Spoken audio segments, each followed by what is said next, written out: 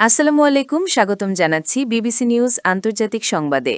শুরুতেই সংবাদ শিরোনাম, এরপর বিস্তারিত। ট্রাম্পের পর এবার চীন যাচ্ছেন পুতিন। বৈশ্বিক কূটনীতিতে কী ঘটতে চলেছে? বিশ্বে ফুরিয়ে আসছে জ্বালানি তেলের মজুদ। হরমুজ প্রণালী ব্যবস্থাপনায় নতুন সংস্থার নাম ঘোষণা করল ইরান। সময় ফুরিয়ে আসছে জানিয়ে ইরানকে ট্রাম্পের কড়া হুঁশিয়ারি।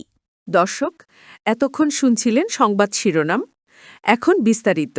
আপনি যদি ইসরায়েলের ধ্বংস চান এবং মুসলিমদের পাশে থাকেন, তাহলে ভিডিওতে লাইক করে চ্যানেলটি অবশ্যই সাবস্ক্রাইব করে দিবেন এবং আপনার মূল্যবান মতামত অবশ্যই কমেন্টে লিখে জানিয়ে দিবেন। এখন বিস্তারিত। ট্রাম্পের পর এবার চীন যাচ্ছেন পুতিন। বৈশ্বিক কূটনীতিতে কী ঘটতে চলেছে? মার্কিন প্রেসিডেন্ট ডোনাল্ড ট্রাম্পের বেইজিং সফর শেষ হবার মাত্র ৪ দিনের মাথায় এবার রুশ প্রেসিডেন্ট ভ্লাদিমির পুতিনকে স্বাগত জানাতে প্রস্তুতি নিচ্ছে চীন। পরপর দুই পরাশক্তির শীর্ষ নেতার বেইজিং সফরকে ঘিরে আন্তর্জাতিক রাজনীতিতে নতুন করে আলোচনার জন্ম দিয়েছে এ ঘটনা। চীনা রাষ্ট্রীয় গণমাধ্যমের বরাতে এ তথ্য জানিয়েছে দ্য গার্ডিয়ান। তথ্যমতে আগামী ১৯ ও ২০ মে রুশ প্রেসিডেন্ট পুতিনের বেইজিং সফরের কথা রয়েছে। এ সফরের প্রাক্কালে গত রোববার চীনের প্রেসিডেন্ট শি জিনপিং এবং রাশিয়ার প্রেসিডেন্ট ভ্লাদিমির পুতিন একে অপরকে অভিনন্দন বার্তা পাঠিয়েছেন।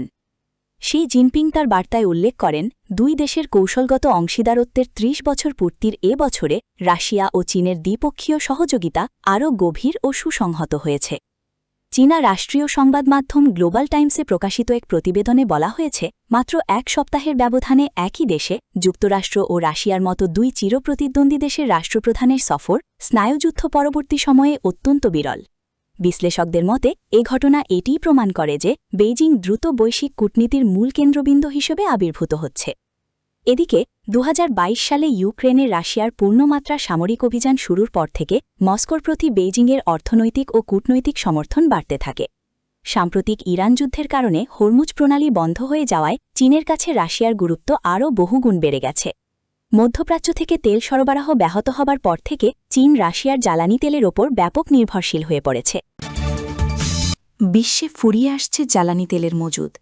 ইরানের বিরুদ্ধে মার্কিন ইসরায়েল যুদ্ধ এবং হরমুজ প্রণালী অবরুদ্ধ থাকার কারণে বিশ্বব্যাপী বাণিজ্যিক তেলের মজুদ দ্রুত ফুরিয়ে আসছে।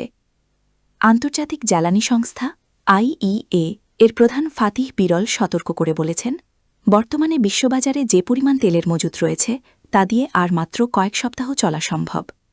সম্প্রতি ফ্রান্সের রাজধানী প্যারিসে অনুষ্ঠিত G7ভুক্ত দেশগুলোর অর্থপ্রধানদের বৈঠকে অংশ নিয়ে সাংবাদিকদের তিনি এ তথ্য জানান। ফাতিহ বিরল বলেন, উদ্ভূত পরিস্থিতি সামাল দিতে জরুরি কৌশলগত তেল রিজার্ভ থেকে প্রতিদিন ২৫ লাখ ব্যারেল তেল বাজারে সরবরাহ করা হচ্ছে। তবে সতর্ক করে তিনি বলেন, এই জরুরি রিজার্ভ কিন্তু চিরকাল থাকবে না, এর একটি শেষ আছে। হরমুজ প্রণালী ব্যবস্থাপনায় নতুন সংস্থার নাম ঘোষণা করল ইরান।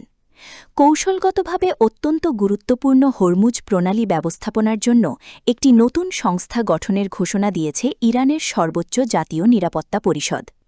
পারস্য উপসাগরের এই গুরুত্বপূর্ণ নৌপথের সার্বিক কার্যক্রম এবং নিরাপত্তা তদারকি করতে এই বিশেষ উদ্যোগ নিয়েছে তেহরান। ইরানের সর্বোচ্চ জাতীয় নিরাপত্তা পরিষদের পক্ষ থেকে সামাজিক যোগাযোগ মাধ্যমে এক বিবৃতিতে এই তথ্য নিশ্চিত করা হয়েছে। বিবৃতিতে জানানো হয়, নবগঠিত এই সংস্থার নাম দেওয়া হয়েছে পার্সিয়ান গালফ স্ট্রেট অথরিটি বা পারস্য উপসাগরীয় প্রণালী কর্তৃপক্ষ। সময় ফুরিয়ে আসছে জানিয়ে ইরানকে ট্রাম্পের কড়া হুঁশিয়ারি। মধ্যপ্রাচ্যের যুদ্ধ অবসানের লক্ষ্যে চলমান শান্তি আলোচনা স্থবির হয়ে পড়ার প্রেক্ষাপটে ইরানকে কঠোর হুঁশিয়ারি দিয়েছেন মার্কিন প্রেসিডেন্ট ডোনাল্ড ট্রাম্প।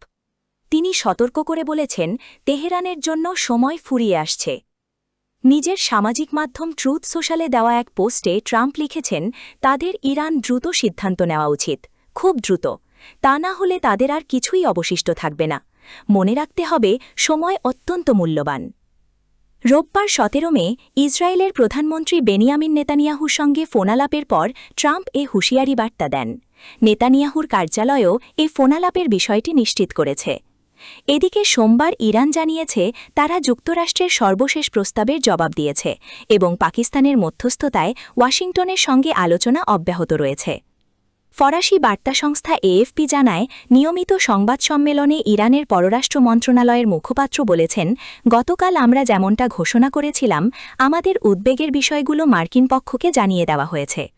তবে ইরানের আধা সরকারি সংবাদ সংস্থা মেহর নিউজের প্রতিবেদনে বলা হয়েছে, যুক্তরাষ্ট্র তেহরানকে কোনো সুনির্দিষ্ট ছাড় দিতে ব্যর্থ হয়েছে। কোনো পক্ষ সমঝোতায় না এলে এই আলোচনা সম্পূর্ণ অচল হয়ে পড়বে বলেও আশঙ্কা প্রকাশ করেছে সংস্থাটি।